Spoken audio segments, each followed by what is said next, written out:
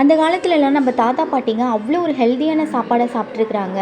ஆனால் நம்ம இந்த காலத்தில் அந்த சாப்பாடை சாப்பிட்றோமான்னு கேட்டால் இல்லைன்னு தான் சொல்லணும். ஏன்னா நம்மளோட லைஃப் ஸ்டைல் சேஞ்ச் ஆக நம்மளுடைய சாப்பாடு சாப்பிடக்கூடிய விஷயத்துலேயும் நிறைய சேஞ்சஸ் வந்துருச்சு. ஏன் அப்படின்னா நமக்கு வந்து நல்ல ஒரு டேஸ்ட்டான ஃபுட்டு கிடைக்கணும் அப்படின்றதுக்காகவே மேக்ஸிமம் வீக்கெண்ட் ஆயிடுச்சு அப்படின்னாக்க நம்மளோட என்ஜாய்மெண்ட் எதுவாக இருக்கும்னா வெளியில் போய் நல்ல ஒரு ஜங்க் ஃபுட் சாப்பிட்ணும், அதுக்கப்புறம் நல்ல ஒரு ஃபாஸ்ட் ஃபுட் சாப்பிட்ணும் அப்படின்ற ஒரு தாட்டில் தான் வெளியே போய் நல்லா சாப்பிட்டுட்டு என்ஜாய் பண்ணிட்டு வரோம். ஓகே, இது வந்து எப்போவாவது சாப்பிட்டா ஒன்றும் பிரச்சனை இல்லை. பட் ஆனால் இப்போது எப்படி இருக்குது அப்படின்னாக்க அது வந்து நல்ல பழக்கமாகவே ஆயிடுச்சு. அந்த மாதிரி நம்ம சாப்பிட பழகிட்டோம். அந்த டேஸ்ட்டு தான் நம்மளோட நாக்கும் தேடுது.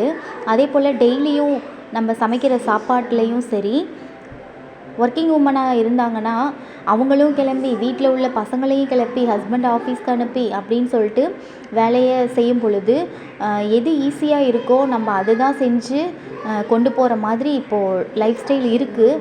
அதனால் அதில் வந்து அந்தளவுக்கு ஹெல்த்தியாக செய்கிறோமான்னு கேட்டால் அதுலேயும் கொஞ்சம் கம்மியாக தான் நம்ம செஞ்சு கொடுத்து விட்றோம்.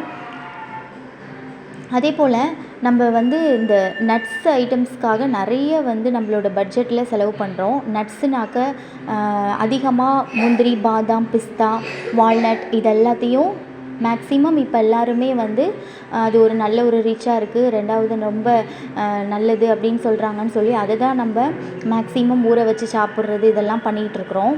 ஆனால் அதையும் தாண்டி நம்ம தாத்தா பாட்டியோடைய காலத்துலலாம் அவங்க வால்நட் சாப்பிட்ருப்பாங்களான்னு கேட்டால் இல்லை.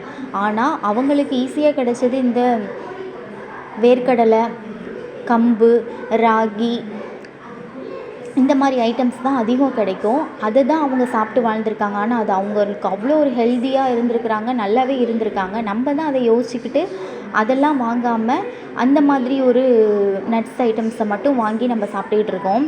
இதில் பெஸ்ட்டு என்ன நான் சொல்வேன்னா, நிலக்கடலை ரொம்ப நல்லது. நிலக்கடலையை பச்சையாக சாப்பிட்டாலும் நல்லது தான், அதை வறுத்து அதோட வெல்லம் சேர்த்து உருண்டை பிடிச்சி சாப்பிட்றதும் நல்லது தான். எப்படி வேணாலும் நம்ம அதை எடுத்துக்கலாம் உணவில். டெய்லியும் ஒவ்வொரு உருண்டை சாப்பிட்டோம்னாலே ரொம்ப நல்லது. கடலை மிட்டாயாக சாப்பிட்லாம், அப்படி இல்லைன்னா இந்த மாதிரி உருண்டை பிடிச்சி சாப்பிட்லாம், அவிச்சு சாப்பிட்லாம்.